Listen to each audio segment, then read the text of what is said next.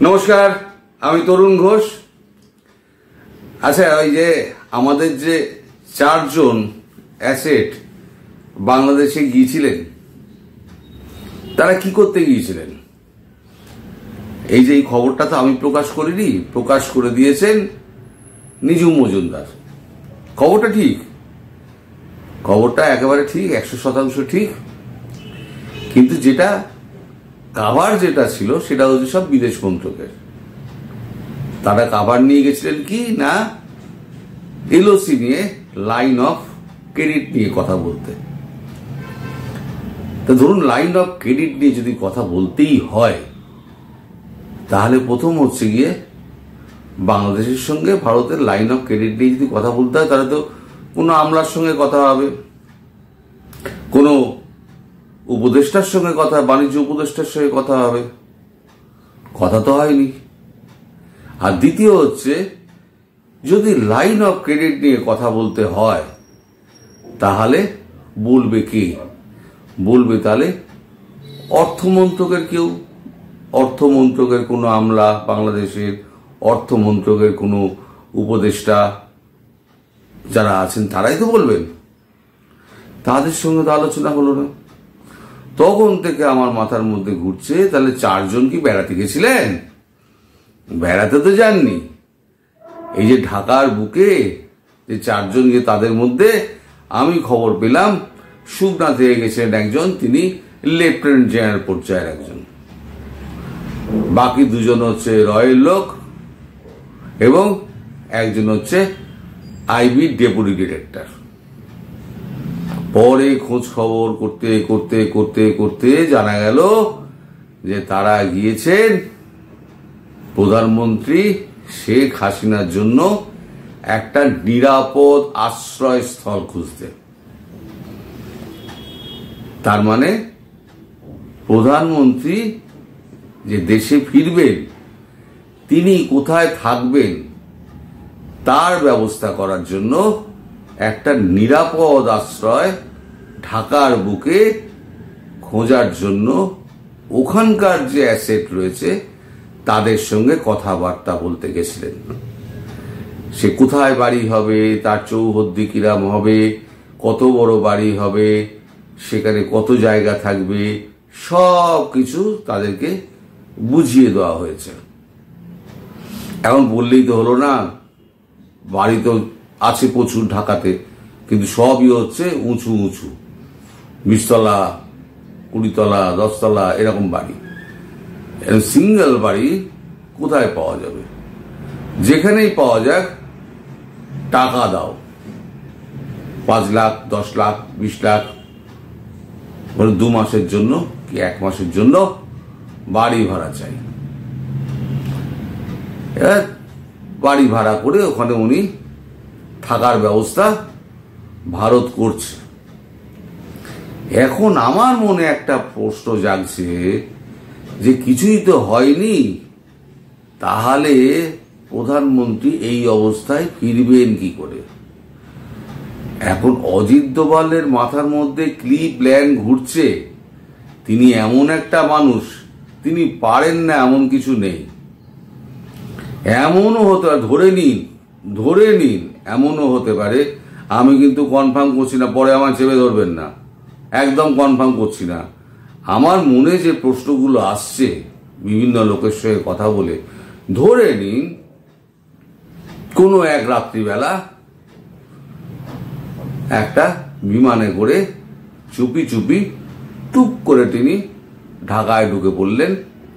পেছনে পেছনে C-17 2-4টে বিমান, এক একটাতে মোটামুটি ক্যাপাসিটি 3.5 থেকে 4,000 সৈন্য থাকে। ঢুকলেন। এদিকে খবর পাওয়া যাচ্ছে ওয়াকারুজ্জামান মোটামুটি ওই কঙ্গোয় যেখানে গেছিলেন, সেখানে CIA এবং রয়ের কাছে চাপে পড়ে তিনি মোটামুটি হাত তুলে দিয়েছেন। আর তিনি এই খবরও দেশ থেকে পেয়েছেন যে তাকে সরানোর একটা চক্রান্ত হচ্ছে। ফলে এখন যদি এবং CIA বলেছে, যদি আপনি এই কাজটা না করেন, ভারতবর্ষকে সাহায্য না করেন, তাহলে পরে আপনি তো অ্যারেস্ট হয়ে যাবেন, সেক্ষেত্রে আমরা আর কিছু করতে পারবো না, আপনাকে সাহায্য করতে পারবো না। আর আপনি যদি আমাদের সঙ্গে থাকেন তাহলে পরে আপনার যাতে গায়ে হাত না পড়ে, আপনি যাতে বাকি জীবনটা শান্তিতে কাটাতে পারেন তার ব্যবস্থা আমরা করে দেব। ফলে সেনা প্রধানের সামনে অন্য কোনো রাস্তা খালি ছিল না। সেনা প্রধান তিনি পরিষ্কার বলে দিয়েছেন যে আমি আপনাদের সঙ্গেই আছি। কিন্তু এই সঙ্গে এও বলা হয়েছে এখনই কিছু বুঝতে দেবেন না, এটা বলা হয়েছে এখনই কিছু আপনি বুঝতে দেবেন, তেমন করে কিছু বুঝতে দেবেন না, যেমন চলছে তেমন চলুক, যেন কিছুই হয়নি, কিছুই হবে না। এবার আমি যেটা বলছিলাম যে এমন তো হতে পারে যে 1 লাখ 2 লাখ সৈন্য কমান্ডো ওপর দিক থেকে নামিয়ে দেওয়া হলো ওই চৌহদ্দি ঘিরে। তারা ওই চৌহদ্দির ব্যাসার্ধে 1-2 কিলোমিটার তারা ব্যাসার্ধের মধ্যে ছড়িয়ে পড়ল। এবার 3 দিক দিয়ে সেনা ঢুকিয়ে দেওয়া হলো তো। তাহলে এবার আমাদের বাংলাদেশের সেনাবাহিনী এবার বাংলাদেশ বিমানবন্দরে গিয়ে প্রধানমন্ত্রীকে নিয়ে এলেন, নিয়ে এসে ওই বাসস্থানে ঢুকিয়ে দিলেন। এবার এটা যদি হয় গভীর রাতে, হলে তো গভীর রাতেই হবে। আমি কিন্তু আবার বলছি, আমি কিন্তু এটা হচ্ছে আমার ভাবনা, বিভিন্ন সূত্র থেকে কথা বলে যেটা জানতে পারছি তাতে আমি একটা 2-2 4 মেলানোর চেষ্টা করছি। যদি এটা হয় তাহলে রাত্রিবেলায় সমস্ত মাইকিং করে বাংলাদেশ সেনা ঘোষণা করে দেবে ভারতীয় সেনা ঢুকে পড়েছেন। এখন আমাদের প্রধানমন্ত্রী শেখ হাসিনা তিনি এখন ঢাকার বুকে রয়েছেন, তিনি আজকে থেকে দায়িত্ব নিলেন। এবার পরবর্তী কাজকর্ম তিনি নিজেই দেখবেন। এখন প্রশ্ন হচ্ছে যে যমুনা তো আছে, এই যমুনাতে ইউনূস তো অ্যারেস্ট হবে, ইউনূসকে সঙ্গে সঙ্গে বাংলাদেশ সেনাবাহিনী অ্যারেস্ট করে নেবে। তাহলে যমুনা তো খালি হয়ে গেল, যমুনাতে গিয়ে উনি থাকতেই পারেন। কিন্তু ভারত এখনই যমুনায় ওনাকে রাখবে না। এই কারণে রাখবে না যে যমুনার ভেতরে পুরো একদম সার্চ করা হবে, কোথায় কোন ক্যামেরা আছে, কোথায় কোনো ডিভাইস আছে, সেগুলোকে সমস্ত তন্ন করে খোঁজা হবে। 15-20 দিন কি 1 মাস এই সমস্ত খোঁজা টোজা হলো। তারপরে যা যা সেট করা সেই সমস্ত সেট টেট করে তার মধ্যে তো সেনাবাহিনী পিলপিল করবে, আপনার ঢাকার রাস্তার অলিতে গলিতে সমস্ত পিলপিল করবে। আর যে এই সমন্বয়ক আছে না, এদের বাড়ি কোথায়, কোন বাড়ির কোন তলায় এরা থাকে, সব আমাদের এজেন্সির গায়ে জানা আছে। যাবে টপাটপ ধরবে, ধরে সোজা একেবারে ভ্যানের মধ্যে পুড়বে। আর এদেরকে মোটেই এখন বাংলাদেশে রাখা হবে না, বাইরে জেলে রাখা হবে না, এদেরকে সোজাকে মানে সেনা ক্যান্টনমেন্টে ঢুকিয়ে ওই গুমঘর টুমঘর কি আছে না, ওই সমস্ত জায়গায় হয়তো রাখা হতে পারে। এখন মুমিনরা যাবে কোথায়?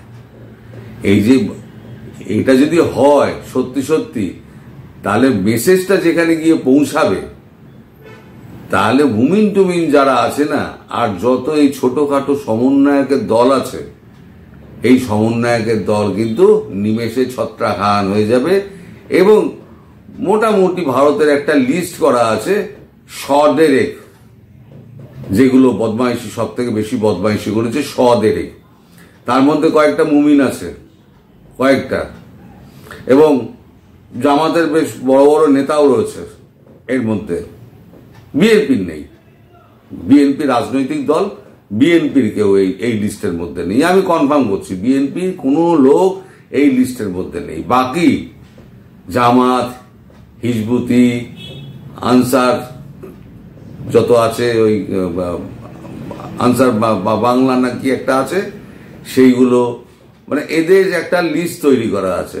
এবং কোথায় কোথায় এরা থাকে না থাকে, রাতে কোথায় থাকে, দিনে কোথায় থাকে, সব একদম নখদর পড়ে আছে। টপাটপ ধরবে, ধরে একেবারে সোজা বিভিন্ন ক্যান্টনমেন্টে চালান হয়ে যাবে। এটা হতে পারে, যদি হয় তাহলে মানে ওই যে আমাদের বাংলাদেশের প্রধানমন্ত্রী বলেছেন না, শেখ হাসিনা টুপ করে ভারতে আমি বাংলাদেশে ঢুকে পড়বো, উনি হয়তো টুপ করে ঢুকে গেলেও যেতে পারেন, সেটা যে কোনো দিন। ট্রাম্পের ফিরে আসার আগে প্ল্যানটা হয়তো এরকম ছিল, কিন্তু যেহেতু ট্রাম্প বাবু বলে দিয়েছেন আমি আসছি, এখনই ফেরাবেন না, তাহলে তার কিছু কথাবার্তা নিশ্চয়ই আছে, তিনি কথাবার্তা বলবেন। ইউনুস সম্পর্কে তার কিছু মনোভাব তিনি ব্যক্ত করবেন, কারণ ইউনুসকে তিনি তো এখন নিয়ে যাবেন না। তো ইউনুসের সঙ্গে শেখ হাসিনা কি কি ব্যবহার করতে পারেন তার একটা লম্বা চওড়া একটা লিস্ট হয়তো ডোনাল্ড ট্রাম্প একটা প্রধানমন্ত্রীর হাতে, মানে শেখ হাসিনার হাতে ধরিয়ে দেবেন। সেই অনুযায়ী চিকিৎসা হবে আমাদের ডক্টর মোহাম্মদ ইউনুসের, নোবেল জয়ী, সেই অনুযায়ী চিকিৎসা ব্যবস্থা হবে। এখন অনেকে বলে বেড়াচ্ছে যে এই ট্যারিফ দিয়ে নাকি মোদির সঙ্গে ট্রাম্পের নাকি একটা মন কষাকষি চলছে। কোনো মন কষাকষি চলছে না দাদা, দুজনেই দেশভক্ত। ট্রাম্প দেশভক্ত, মোদিজিও দেশভক্ত, দুজনেই যা করছেন নিজের দেশের জন্য। দেখুন, ব্যবসা এক জায়গায়, বন্ধুত্ব এক জায়গায়। যারা ব্যবসা করেন তারা কিন্তু এটা মানেন, ব্যবসার জায়গায়, বন্ধুত্ব বন্ধুত্বের জায়গায়, আত্মীয়তার জায়গায়। এই যে ট্রাম্প যে ট্যারিফের যে খেলাটা খেলছে না, এটা হচ্ছে দর কষাকষির খেলা চলছে। বিভিন্ন দেশের সঙ্গে কি করে দর কষাকষি করে তাদের থেকে সুবিধে আদায় করা যায়, সেটা হচ্ছে ট্রাম্পের আসল খেলা। ভারত সেটা জানে বলে ভারত সেই মতো ব্যবস্থা করছে। এখন এইগুলো নিয়ে অনেক কথাবার্তা চলছে, সেগুলো কোনো আমল দেবেন না। ট্রাম্পের সঙ্গে ব্যক্তিগত যে সম্পর্ক মোদিজির আছে, সেই সম্পর্ক কিন্তু বজায় আছে এবং এখনো তাদের মধ্যে কথা হয়। ওই ট্যারিফ ছাড়া, ট্যারিফ নিয়ে তো কথা তো হচ্ছেই, উনিও ডাকছেন, মোদিজিও ডাকছেন, মানে এখন ঠেকিয়ে রাখছেন, এরকম হচ্ছে। উনি তীর মারছেন, মোদিজি ঢাল দিয়ে দিচ্ছেন, ঢাল দিয়ে আটকাচ্ছেন, এসব হচ্ছে। এগুলো হচ্ছে কূটনৈতিক খেলা, বাণিজ্যিক খেলা। তার সঙ্গে এই যে বন্ধুত্বের কোনো সম্পর্ক কিন্তু স্থায়ী বা অস্থায়ী থাকে না। যেটা বন্ধুত্ব সেটা বন্ধুত্ব। এখন আপনার রমজান চলছে, এখন আপনারা সব ব্যস্ত। ভিডিওকে আমি বেকার লম্বা করে আমি আপনাদের বিরক্তির উদ্রেক করব না। আমি খুব কম কথায় এটা বলে দিয়ে সেরে যাচ্ছি যে প্রধানমন্ত্রীর জন্য আলাদা বাসস্থান করা হচ্ছে। যদিও শেখ হাসিনা তিনি এটা গোঁ ধরে রয়েছেন, না আমি গিয়ে যমুনাতেই থাকবো, কিন্তু বলেছে আর AW বলেছেন যে না, এখন আপনার ওখানে থাকা হবে না, আমরা প্লেসকে সিকিওর করব, সিকিওর করার পর তারপরে তা আপনি সেখানে ঢুকবেন। তার আগে যেখানে যা ব্যবস্থা করার আমরা করে রাখছি, আপনি দয়া করে আর টাং আড়াবেন না, আমরা যা করছি আপনি মেনে নিন। তারপরে শুনেছি আপনাদের প্রধানমন্ত্রী আর কোনো কথা বলেননি। তবে আলাদা বাসভবন যখন দেখা হচ্ছে, আমার কথা ছেড়ে দিন, আমার কথা ঘোড়ার ডিম, ভুলও হতে পারে, ভুল হতেই পারে, এটা আমার একটা ভাবনা। আমার কথা হচ্ছে বাসভবন যখন দেখা হচ্ছে, তার জন্য, তার মানে তার যাওয়ার সময় টাইম ফিক্স হয়ে গেছে, সময় এবং তারিখ একদম নির্ধারিত হয়ে গেছে। আমরা কেউ জানি না, আমি কেউ জানতেও পারবো না। হঠাৎ আপনারা হয়তো দেখবেন যে তিনি দেশে ফিরে গেছেন। সেটা এইভাবেও হতে পারে, অন্যভাবেও হতে পারে, এটা আমার চিন্তা। এখন অজিত দোভালের কি চিন্তা, সেই অবধি তো আমি পৌঁছাতে পারবো না। যে মানুষটা পুস্তুন সেজে 7 বছর পাকিস্তানে কাটিয়ে আসতে পারে, সে মানুষটা অনেক কিছু পারে। অসাধ্য সাধন তার কিছু মানে নেই, তিনি অনেক কিছু পারেন। তো যাই হোক, আপনারা আশ্বস্ত থাকুন, আপনাদের প্রধানমন্ত্রী মার্চ মাসেই ফিরছেন। আমি আমার জায়গা থেকে নড়িনি, তিনি মার্চ মাসেই ফিরবেন এবং টাইম আর ডেটটা কিন্তু আমি আপনাদের বলতে পারবো না, তবে ফিরছেন এটা নিশ্চিত। আপনারা খুব সম্ভবত তার সঙ্গে ঈদও পালন করতে পারেন। এটা উনি বলেছেন আমি দেশে গিয়ে ঈদ পালন করব, তার মানে উনি টাইমটা বেঁধে দিয়েছেন 26 তারিখ এই মাসটা। কারণ 26 তারিখ যেহেতু আপনাদের স্বাধীনতার দিবসের একটা ব্যাপার রয়েছে, তাই 26 তারিখের আগে ফেরানোর একটা প্রচেষ্টা ভারতের পক্ষ থেকে করা হচ্ছে। এটা হচ্ছে মূল বক্তব্য। আপনারা সবাই ভালো থাকবেন, সুস্থ থাকবেন এবং সাবধানে থাকবেন। নমস্কার।